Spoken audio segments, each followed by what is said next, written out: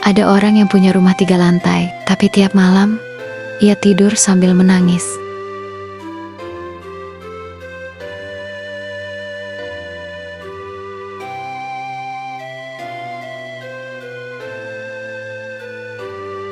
Ada yang tinggal di apartemen mewah, tapi hatinya sepi.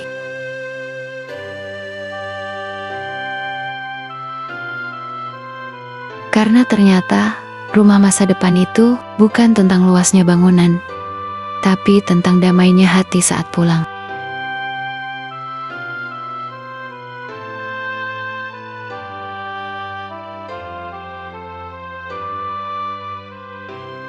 Assalamualaikum warahmatullahi wabarakatuh. Selamat datang di Ngaji hari ini, tempat di mana hati kita diajak pulang ke ayat-ayat Allah, ke damai yang sering terlupa. Semoga yang sedang lelah, Allah beri tenang, dan yang sedang mencari arah, Allah beri petunjuk. Namanya Pak Wira, umur 47 tahun, pengusaha sukses, rumahnya besar, mobilnya banyak. Tapi tiap malam, dia duduk di balkon sendirian. Anak-anaknya sibuk dengan gadget. Istrinya cuek, sibuk sosialita.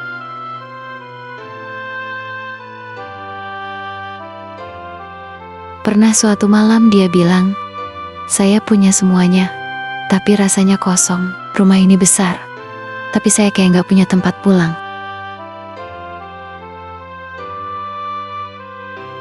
Ternyata yang hilang bukan furnitur, tapi doa bersama. Yang hilang bukan taman mewah, tapi gelak tawa di meja makan. Yang hilang adalah rasa cukup dan syukur.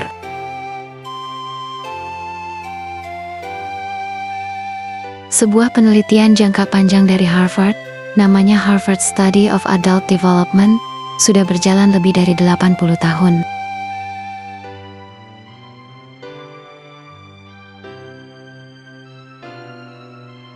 Dan hasilnya mengejutkan banyak orang.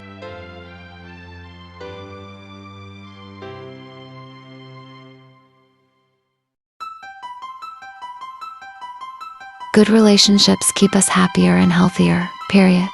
Robert Waldinger, Harvard Study of Adult Development.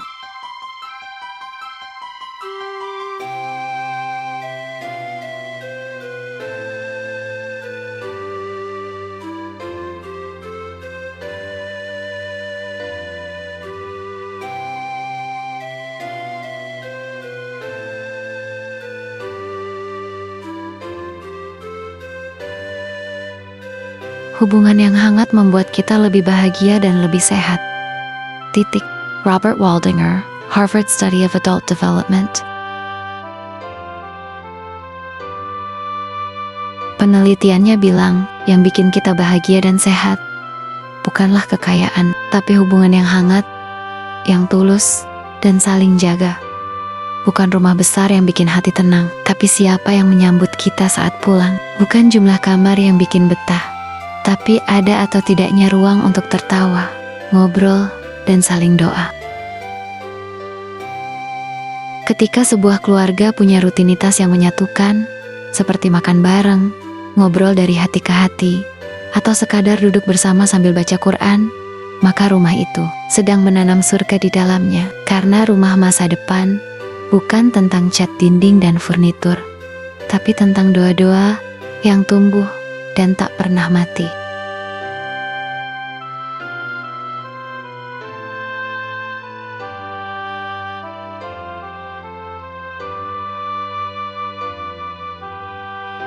Allah berfirman dalam Quran Surat An-Nahl ayat 80, dan Allah menjadikan rumah-rumahmu sebagai tempat tinggal. Dan dalam Quran Surat Ar-Ram ayat 21, dan diantara tanda-tanda kekuasaannya adalah Dia menciptakan untukmu pasangan dari jenismu sendiri, agar kamu merasa tentram padanya, dan dijadikannya di antara kamu rasa cinta dan kasih sayang.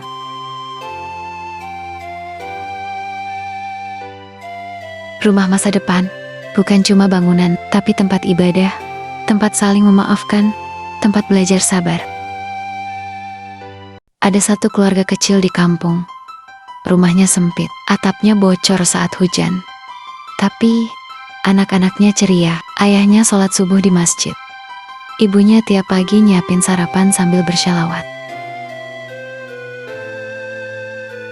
Satu waktu, tamu dari kota datang ke rumah itu. Dia bilang, "Rumah ini sempit ya, Bu?"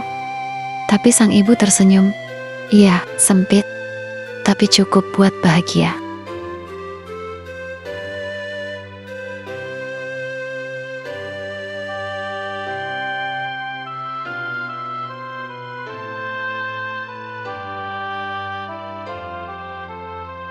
Kadang kita kejar rumah besar, tapi kehilangan rumah hati. Kita sibuk cicil properti, tapi lupa membangun komunikasi. Kita kerja keras demi rumah masa depan, tapi lupa bahwa rumah masa depan juga ada di akhirat. Surga, itu juga rumah masa depan yang kita cari.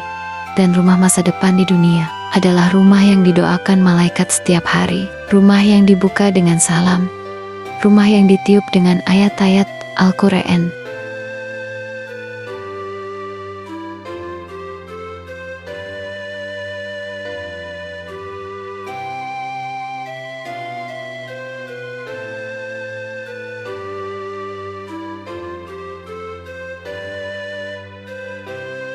Ya Allah, kalau rumah kami belum besar, jadikan ia luas dengan cinta.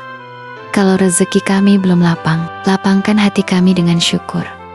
Kalau rumah kami belum indah, indahkan dengan saling maaf, saling rangkul, dan saling doa.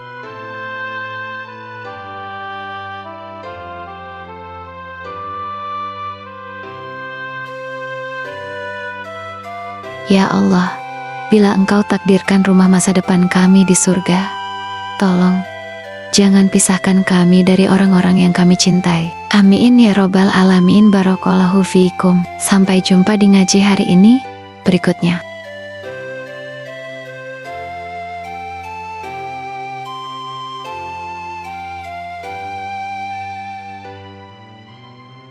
Jangan lupa jaga rumah hatimu, karena disitulah Allah paling sering mengetuk.